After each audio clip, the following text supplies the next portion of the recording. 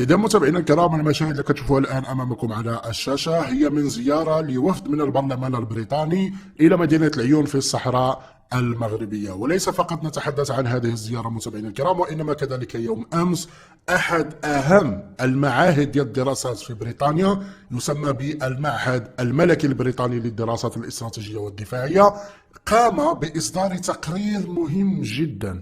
هذا التقرير أصدره أحد اللوردات في بريطانيا يتحدث عن أهمية الاعتراف بمغربية الصحراء. ونعم متابعينا الكرام، نحن بدأنا نرى المؤشرات على أن هناك اعتراف بريطاني كبير ومهم جدا غادي يكون بمغربية الصحراء. في نفس الوقت بطبيعة الحال ضربة دبلوماسية موجعة سوف توجه ضد نظام حظيرات الجزائر، لأنه بطبيعة الحال باش يقوم أحد أهم المعاهد ديال الدراسات في بريطانيا بإصدار تقرير يقول فيه أو يتحدث فيه عن أهمية الاعتراف بمغربية الصحراء، ثم نرى وفد برلماني بريطاني يقوم بزيارة لمدينة العيون، ثم نرى على أن هناك شخصيات بريطانية أخرى تدعو إلى الاعتراف بمغربية الصحراء، من بينهم وزير الخارجية السابق.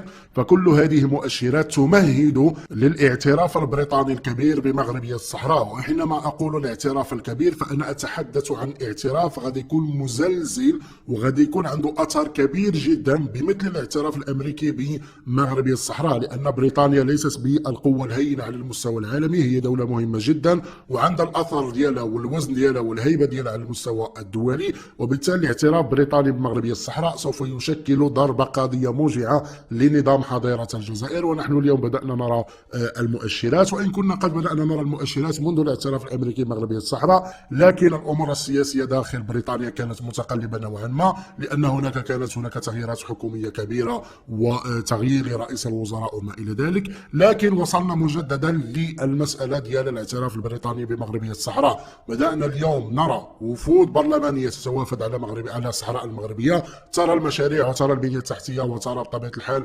مجموعة من الأمور اللي خدام عليها المغرب في أقاليمه الجنوبية. ثم كذلك نرى معاهد الدراسات الكبرى داخل بريطانيا اللي بطبيعة الحال وزارة الخارجية البريطانية والدبلوماسية البريطانية تعتمد بشكل كبير على هذه معاهد الدراسات وعلى الاستشارات ديالها وعلى النصائح ديالها بمثل هذا المعهد الذي قال بالحرف وقال بصريح العبارة على أن بريطانيا يجب أن تعترف بمغربية الصحراء. ثم كذلك كان هناك تقرير نشرناه قبل أيام أو قبل أسابيع يتحدث عن أهمية الاعتراف بمغربية الصحراء، ثم يضيف ويقول على أن هناك صفقة كبيرة جدا غادي تكون ما بين المغرب وبريطانيا تشمل العديد من المجالات، ليس فقط الاقتصادية وإنما كذلك العسكرية والأمنية والاستخباراتية، وكذلك على المستوى السياسي والدبلوماسي. تكون النتيجة ديالو في نهاية المطاف هو اعتراف بريطاني تاريخي بمغربية الصحراء، ما سوف يشكل انتكاسة جديدة لنظام حظيرة الجزائر